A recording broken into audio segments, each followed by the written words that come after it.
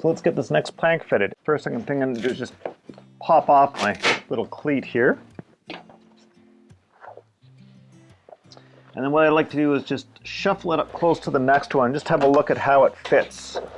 We step it off a little distance, and I'm slowly trying to get these planks to kick a little bit further forward because I've noticed that I'm starting to drift off in terms of the angle relative to the stem. So I keep checking the angle at the stem and then checking back here. And while we started off great back here, with each successive plank we tend to sort of, it tends to change a little bit, and I've noticed I was starting to sort of get more and more vertical, and I want to try and keep that stem angle as close as possible. So that means with each plank I got to try and tweak it a little bit. So the way to do that is, as I'm doing this little fitting job, I just want to make sure that it's just lying a little closer to the center line up at the top than at the bottom, and that means every time I trim a plank, a little bit more is going to come off this end and then that end, and so they're slowly going to keep themselves growing in that direction. So all I'm doing right now is I'm laying this plank onto the hull as close to my finished position as possible, leaving a little gap, trying to make sure it's laying down nice and fair.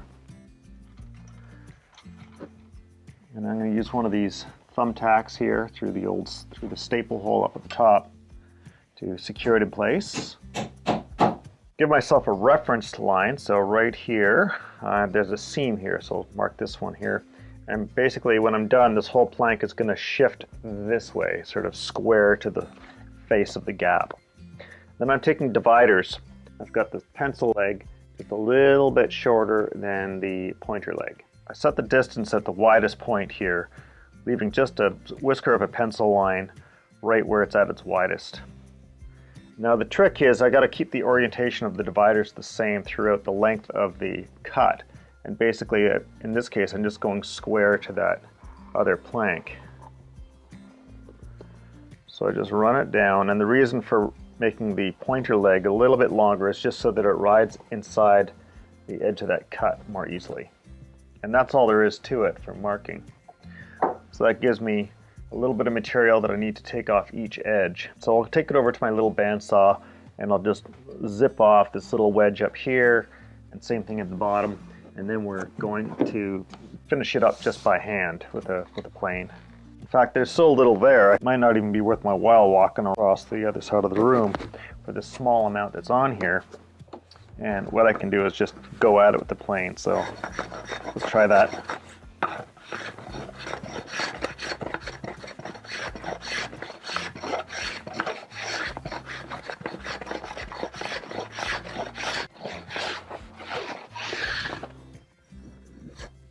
So there I am, I'm down to my line at this end of the plank. The bottom end doesn't have much more to take off, and I'm just checking for fairness. I mean, ultimately, it's got to fit against the last plank, so it's got to match that shape. I use my legs here as like a vise, just pinching on the end of the plank so I can stretch this floppy plank up vertically. Just makes it very easy to see what I'm doing and cut this quickly without having to resort to a workbench, because the workbenches are all covered in junk right now. All right, so now I go to my registration mark, I lay my plank on there, and I just wrap it around and I have a look at my shape, and it's not quite there. It's not too far off, actually.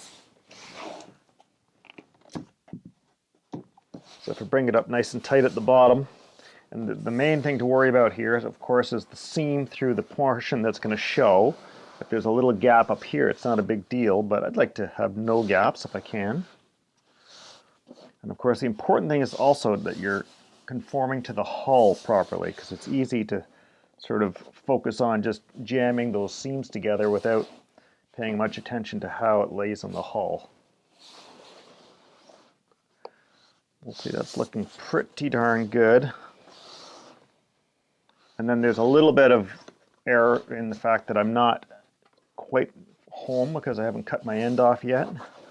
But I'd say I'm close enough to home that I can do that. So I'm just going to tack this in place like so.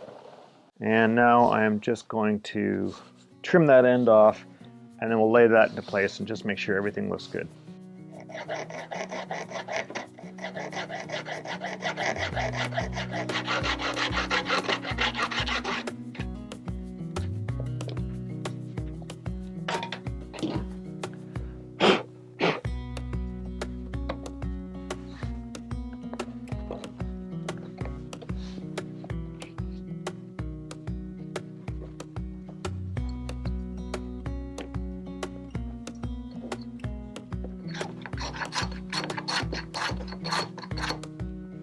Again, we'll just use the thumbtack to secure this in place.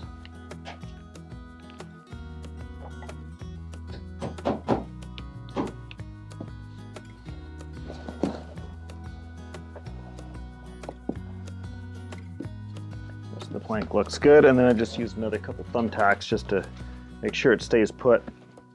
Transfer my water line over here, the next mark, and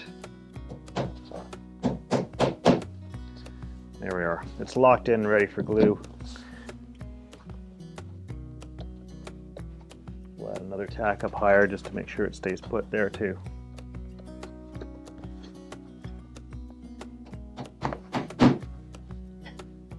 Okay, we're making our way towards the forefoot area. And now I'm needing to worry about the shape of the planks a whole lot more. It's not too big a deal. I mean, I can bend these around and I can get them to take the shape, but they start to flare a lot now. There's quite a bit of shape that's growing in here.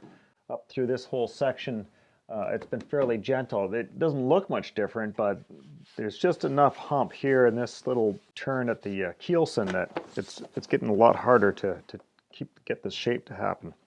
And so one of my first steps when it comes to doing the plank shaping up here is to just get some bend into it, because otherwise I'm fighting it. And even if I try and scribe for my planks, the flare of these planks means that I'm just not going to get an accurate reading. I'm doing that over on the bending iron, and I'm just doing it dry. I'm not adding any steam or moisture to it, and that's primarily because I don't want these planks to swell up and start taking up more space. I'm trying to get them all fitted nicely.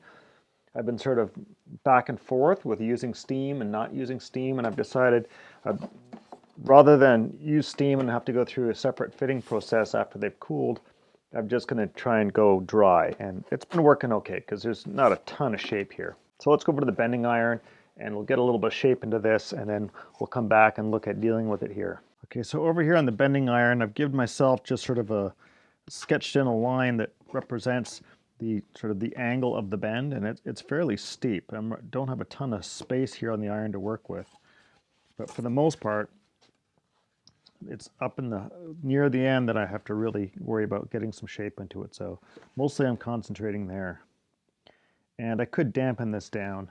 It would certainly help bend more quickly, but it's bent surprisingly well, even just dry. So I'm just going with that.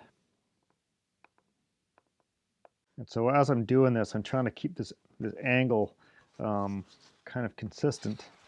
Maybe I'll give it just a tiny bit of moisture. Just a hair, just a little bit. So you can hear that sizzle.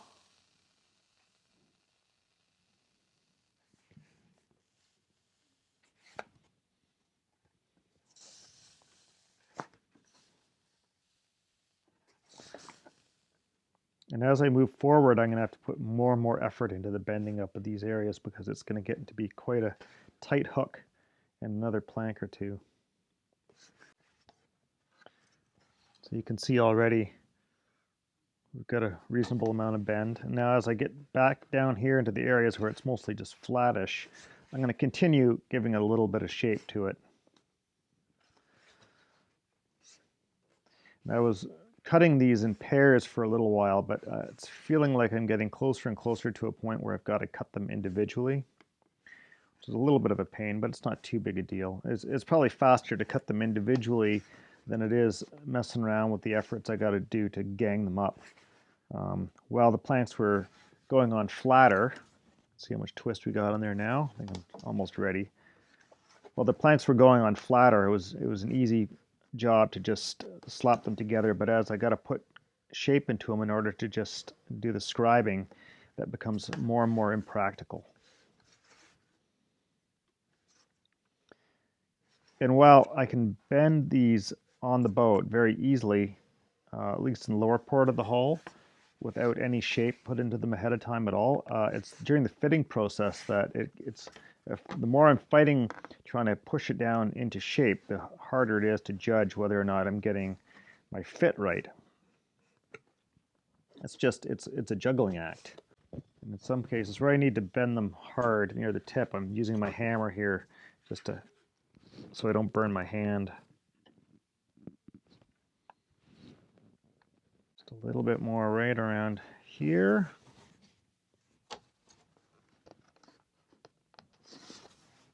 Okay, so there's a fair bit of shape in there now. So let's go throw that on the boat and we'll see how that looks. So here we go. This is just eyeballed to shape, and look at that. That fits really nicely. That's great. That's really great. Now I can choose to slide this up till the very tip is just touching. Oh wow, that shape is really close to our finished product actually. In fact, that's so close, I'm not going to do anymore. I'm just going to do a little bit of tweaking here. It was kind of unexpected. I probably should do a little bit of cutting because our angle is still out a bit. I've got a few degrees off from the stem. Let me see. The stem angle is like this right now. And with each plank, I can only gain just a very small amount, half a degree or something like that. So I could probably keep working it with tapering to try and bring it closer to that stem angle. I should probably do that actually. All right, we'll do that. So the way I've been going about the tapering is basically I'm running the tip of my plank up close to the last one, and we need to isolate it in place up there. Running out of resources. Okay, I've got a little line I've drawn that represents the angle of the stem, and I'm just slowly trying to work my way towards it. I started out with the stem angle near the stern, and somehow throughout the fitting process we've lost that angle along the way. The planks kept going more and more plumb, and I caught it a ways back, but it's really taken me quite a run to try and catch up. More than I would expect, because it didn't take me that many to get out of plumb. Anyhow, I'm doing what I can to catch up, and to that end, this has been my general approach is this right here. So I just tack my plank down with with one end very close to my last plank, and then the other end I'm sort of kicking out a reasonable amount. I'm trying to sort of slowly, gradually try and work my way towards that angle. I'm also running out of anywhere I can put clamps down here, which is a little frustrating, so I'm using my thumbtacks. And what I'll do is I'm going to mark this back of this plank on my reference line, and I'll do it up here too. So on the other side, because we're no longer cutting in pairs, I should try and spile from the same position. So I'll run the next plank with the back edge at the same relative positions on the hull, and then we're making up the difference through our scribing. So in theory, the two planks should come out close to the same. Okay, so now I take my dividers and I merely set them off the width of my gap down here at the bottom where it's at its widest, like so, and then I just come up here and I just follow the last plank, and I try and keep my dividers, the orientation the same.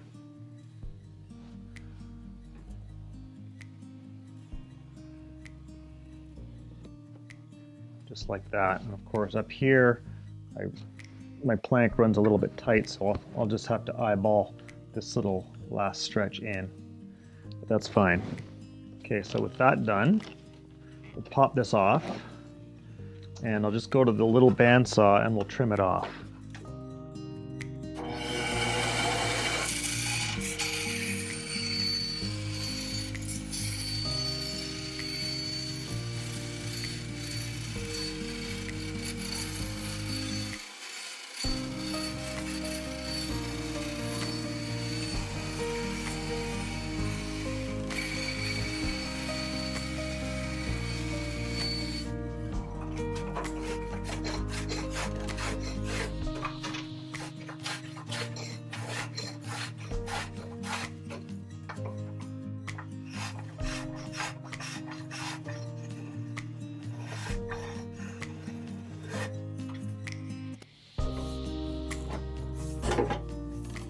Okay, well there we go. Now I'll go over to the boat and pop it on there, see how she fits. Okay, back here at the boat. We got some wiggle room here, so I'm not going to worry about, all we're going to worry about is finding the best fit. I think we started out a little farther down maybe, something like that. That actually doesn't fit too badly. Let's see.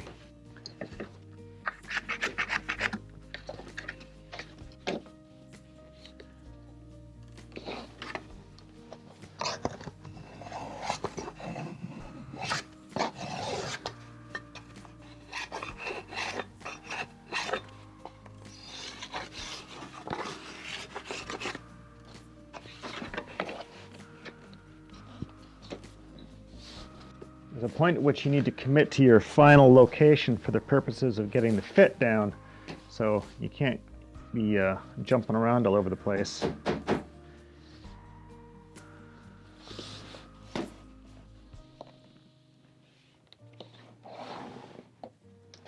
That's looking pretty good. We're almost there.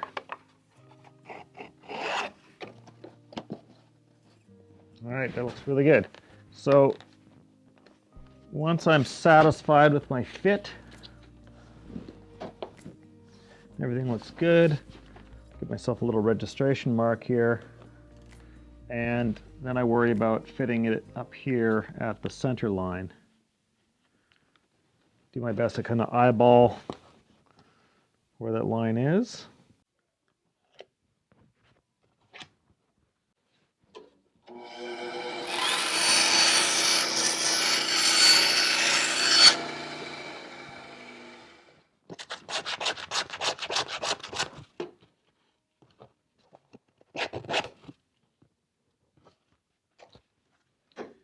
I eyeball my angle. It doesn't have to be super accurate. And back here on the boat, just a couple more things I'm going to do before I'm calling this done.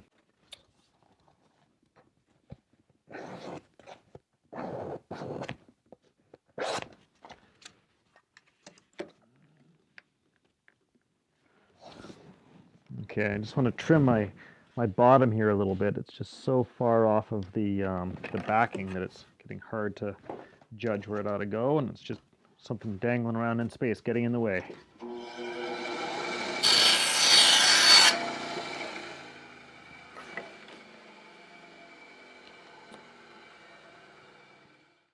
Okay, happy with that. Tack it in place. Bottom tacked in.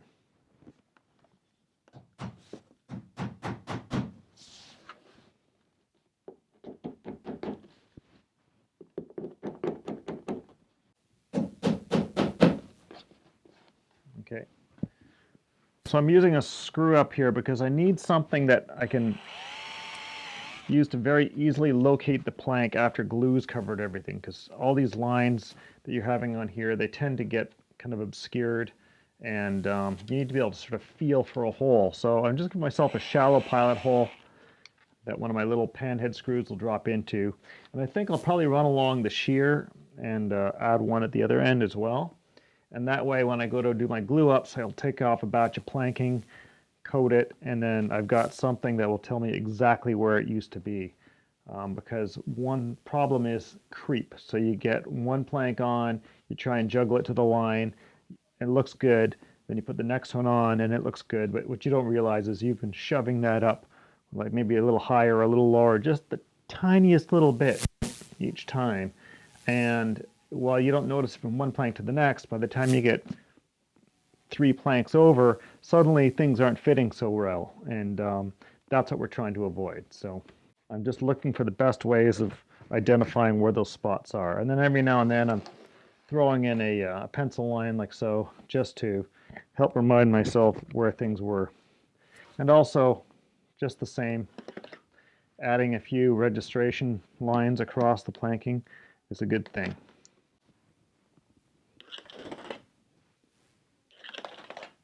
If nothing else, it helps to avoid confusion if you've got them all lying on the bench. Now I got to do the other side of this, and I got to try and match it to this side. So I'll show you how I'm doing that. So just using a little wooden batten, I'll pick up 2 different dimensions. One of them, I'm going to run it along my reference line that I have drawn here on the side of the mold. And I'm going to run it right over the planking here. And I'm just going to mark off where the planking crosses it. And I'm also going to mark off where I had it lying when we were just measuring for the planking. And of course, I have to come up here to where the whole thing touches the stem.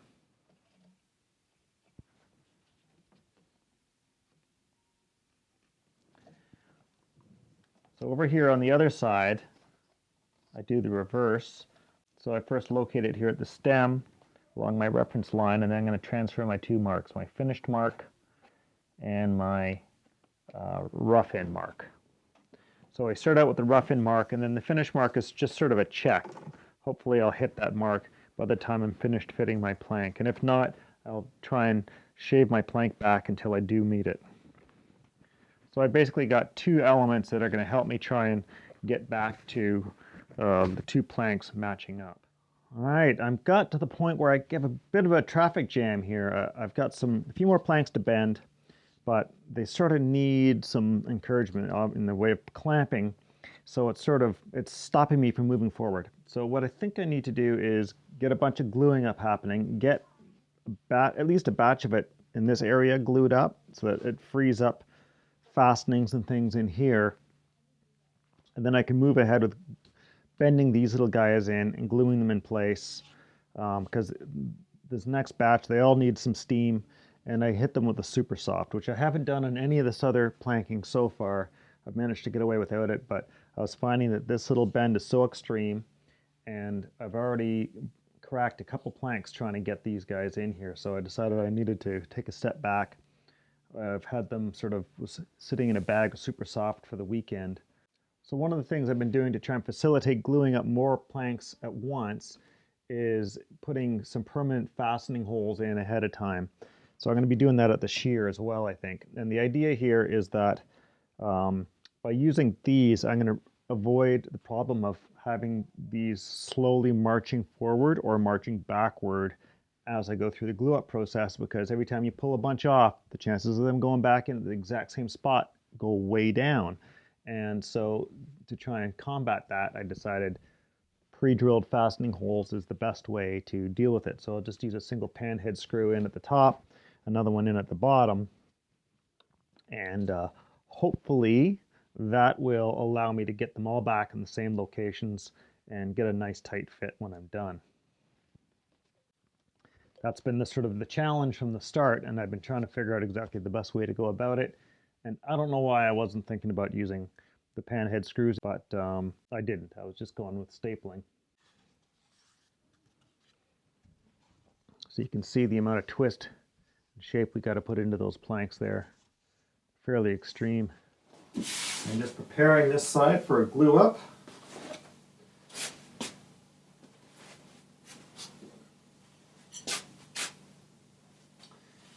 So all the edge along this plank has been cleaned up. I'll just give it a little dusting with my sanding stick, just make sure it's perfectly clean before I start doing any gluing up here. And I'm just going to be pulling these planks off, and they'll get a pre-coat of epoxy on the back side before they get bonded on in place. So I'm just going to do this one side, get it in place, and then I'll do the other side because I've got planking there. I want to keep the sort of registration of the other planking. And I'll leave this last plank in place. I'm still going to be steam bending a couple more on here, and I've got a plank in the box right now. And I just want to be able to get it in place easily without having to worry about the glue up area. So the last glue up will be this forward section right here, which will happen tomorrow, I guess.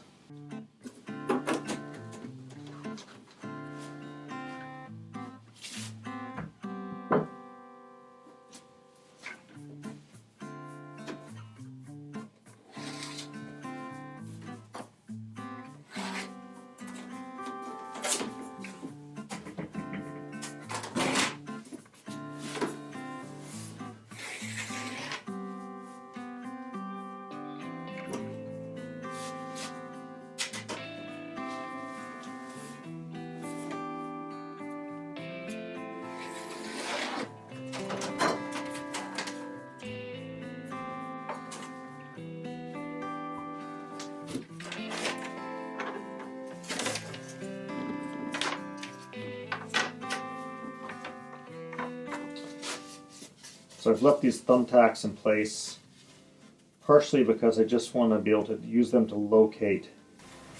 help with the location of the planking in this final position. Okay, I'm just pre-coating some of these guys. I was going to do a bigger glue up, but I've just hit my last pump of epoxy that I have available. I got some more coming, but it is not on my doorstep yet. So I'm just going to be gluing up a few pieces here. I was able to produce 4 shots of epoxy, and I budget roughly a little more than 1 shot per plank. So I can only do 3 planks at best here without worrying about running short, which would be a bad thing. So we'll do that. And with a little luck,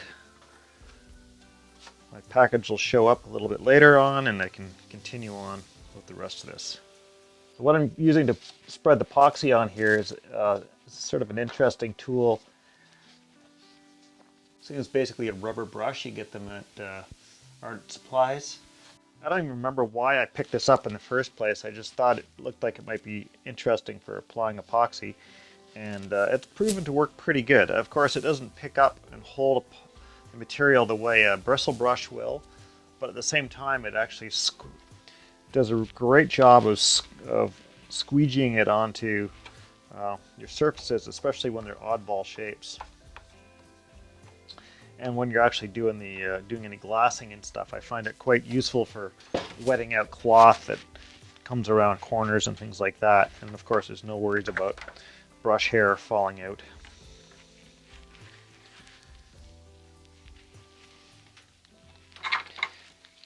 And when I'm done my epoxying, I just clean it up with denatured alcohol.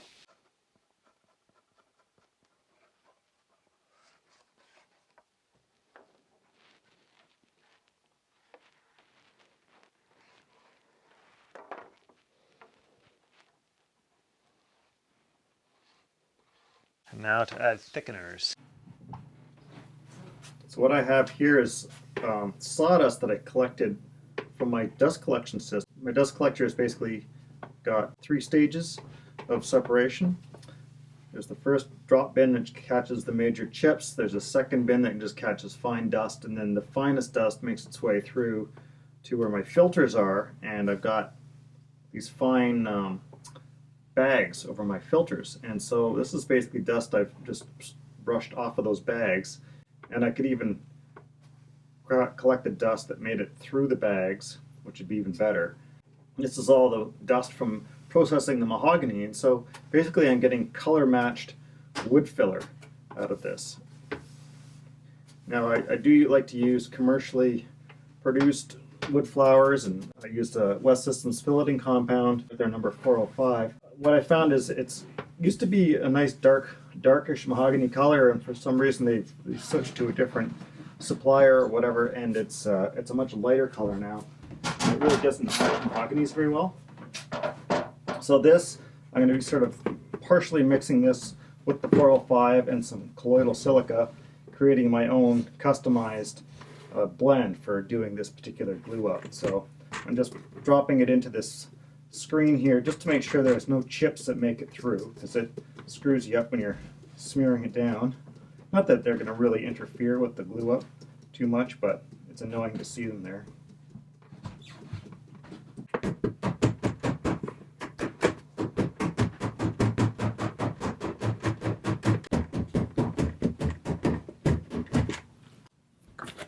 You can see there's just a little bit of junk that made its way through there. It's nice and clean. And now I'm going to mix up a new batch of filler, and I'm going to be combining my components based on weight.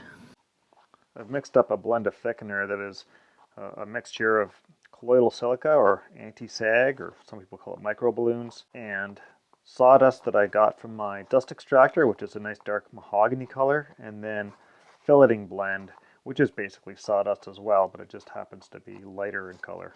Because of the mahogany portion, I'm getting a nice chocolatey brown. And the only reason I'm not using that exclusively is because I only have so much of it, and I need to make sure I can get the whole job done.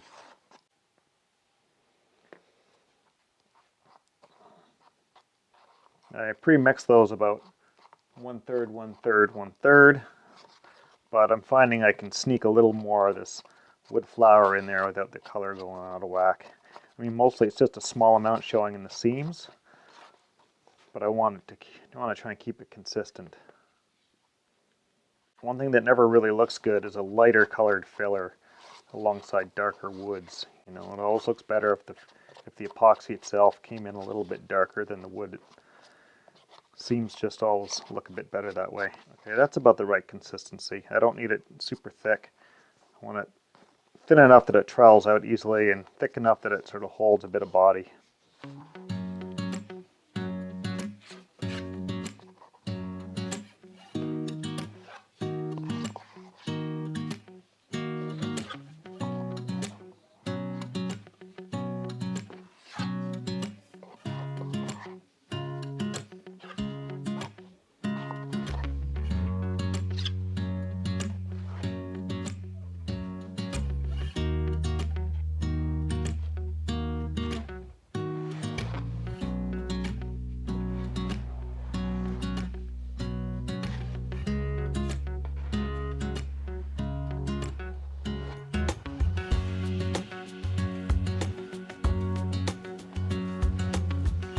I pulled my little sticks off of this other side here before I started because they are in my way.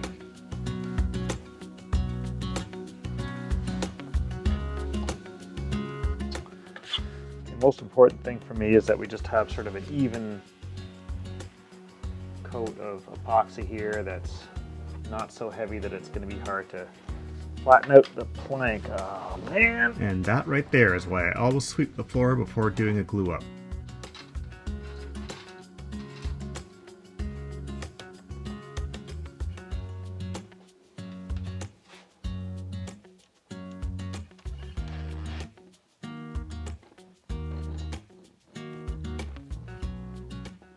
Where's my hole? There we go. No, what the heck?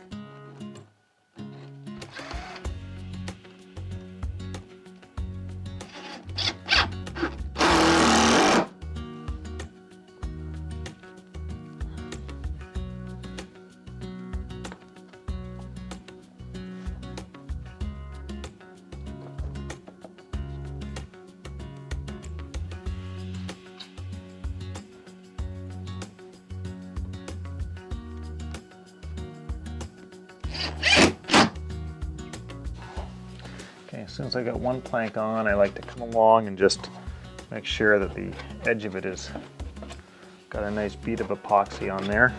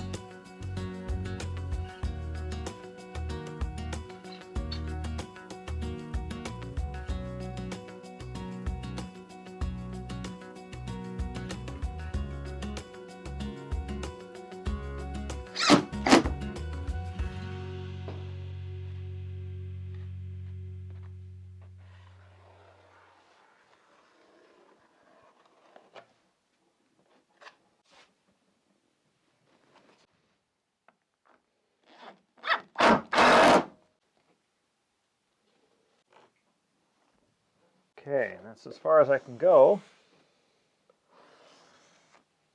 So we're just going to clean up all the excess here, and then we're going to staple it down.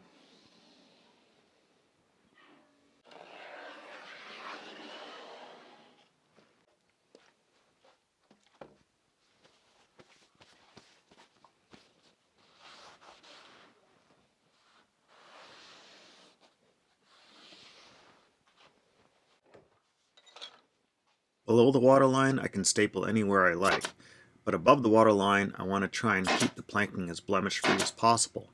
And so I'm going to try and land my staples right on those seams. To help improve my aim, I've taken a paint pen and drawn right on the stapler at the exact location that the staples come out.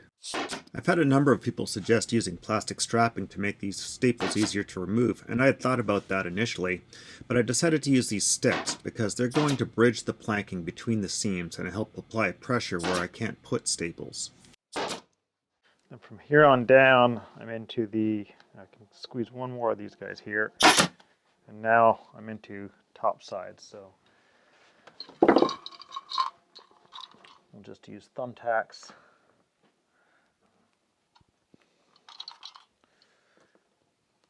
Run a string of them along the edge here to keep this edge down. This was entirely unplanned, but as it turns out, yellow cedar had just about the perfect density to use these thumbtacks as temporary fastenings throughout this secondary planking process. By the time I've come back to this epoxy will have at least gelled up enough that I don't have to really worry about pulling these off. It'll hold itself in place. Now that these are in place, I'm just going to pop these guys free so that I can clean up that edge and make sure that I aren't bonding this together by accident. And I'm going to go over this whole thing and just make sure that I've got good seating. So I just hit all the joints here with my thumb. I see if I'm getting any additional squeeze out when I do that. And if I don't, if it feels like it's a good solid landing, I leave it alone. And if it feels like it's bouncing a little bit, then I come in with another staple and just add a bit. Like right here, it seems to be moving a bit. Throw another batten over that spot. It's especially in areas where this is starting to introduce more twist that you have to worry about that.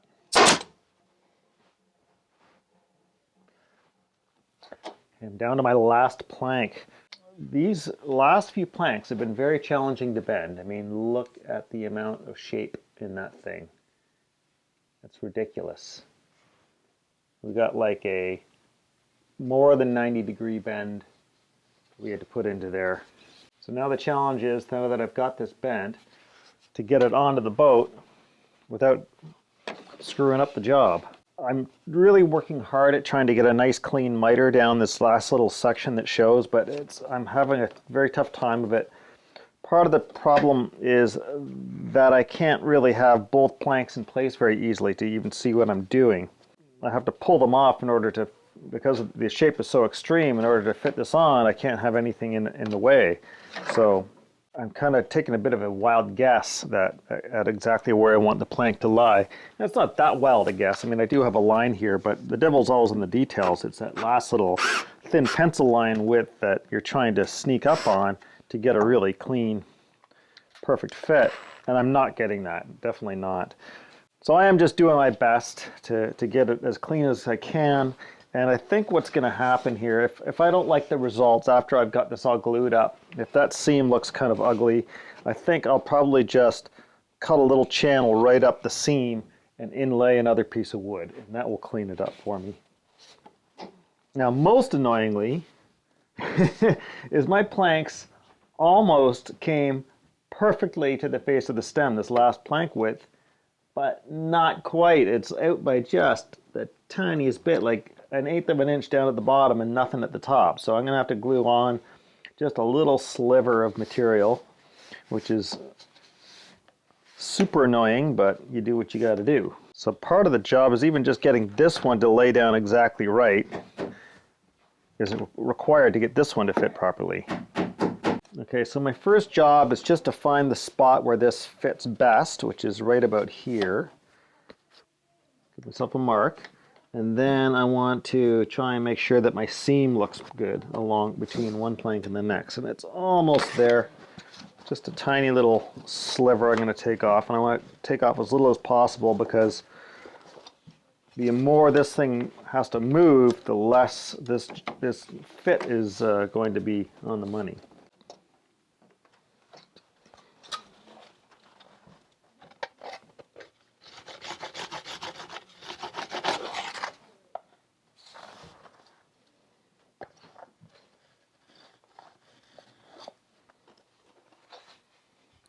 I think I need my little spoke shave. I'll go find that.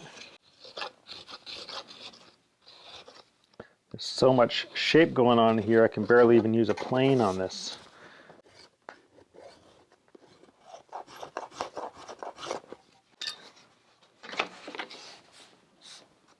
That looks pretty good. It's certainly starting to fall within my seam tolerance.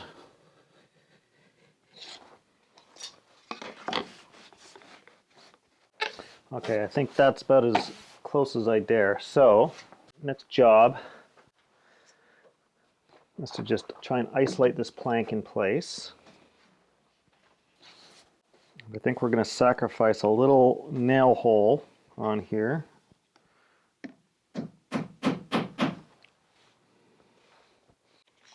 Then over on this side I had some little cleats fastened on, so I'm just going to add one of those back on again.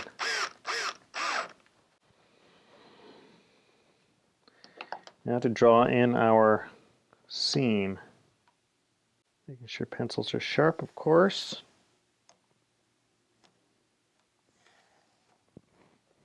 Okay, and then I'm going to follow up that pencil with my knife. And that's going to help me cut to the line a little bit more easily. Of course, you got to watch your fingertips. It's easy to, something that's as fiddly as this, to slip and slice yourself open. Light strokes. Very light strokes. It's easy, if you push too hard, it's very easy for the grain to grab you and pull you off in a direction that you didn't want to go. Okay, and once I've got a few strokes in there, I can come back and I'm going to relieve that joint. And the trick here for doing this, I already ran my knife straight down vertically to do the first incision. But now I'm taking my knife and I'm just kicking it off at a slight angle. And so I'm leaning it vertically off at about 10 degrees, but I'm also kicking it outboard just a hair. I'm kicking it out by about maybe 2 or 3 degrees. And by doing that, it's just widening my line a little bit. You can see this little whisper of stuff coming off here. I don't need a lot.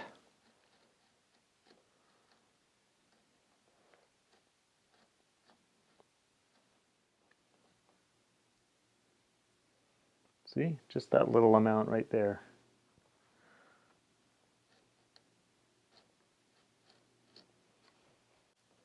Okay, now I've got a nice little groove that my saw can follow along. We call this protecting the line.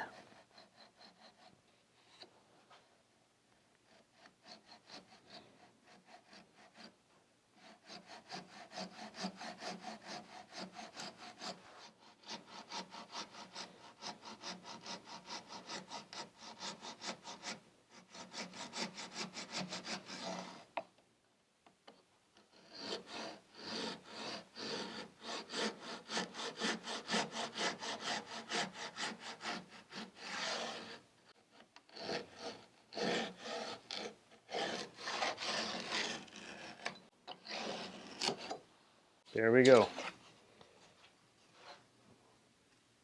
So there's our offcuts, and it's quite possible I'm probably going to be able to use these offcuts to fill in this last little triangle down here. Now the question is, once I bring my other plank up, put it back in place, how does it look?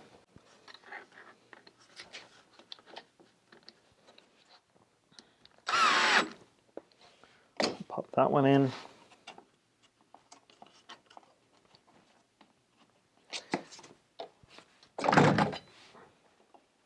These thumbtacks are actually doing a really nice job of re-registering my planks back to the same spot they were before. I'm glad I came up with that little innovation.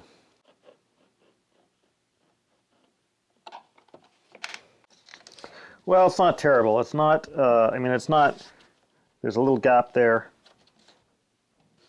Yeah, so I think I'll probably do my spline. Probably the best way to sort it out. It's too bad. I really wanted it to be nice and tight, but man, it is just too difficult. I'd have to just keep bending more and more planks to try and get this nailed in, and you know, each bend requires basically 24 hours of waiting before I can even try and fit it. So that's just not worth it. Throw a thumbtack in there to tack that down. Here we are. It's not atrocious. Maybe once it's glued up it won't look so terrible, but I think for sure the best solution is for me to just throw a little a little 1/4 inch wide spline in there, and that's going to make it look great. I can cut that in really nice and clean, glue that in clean, and then it'll all look very purposeful. All right, that's it for today. Now please come back and join us next time. We're going to finish up this planking and move on to the next stage. So don't forget to subscribe, join us on Patreon, and check out some of our other stuff. Ciao for now, folks.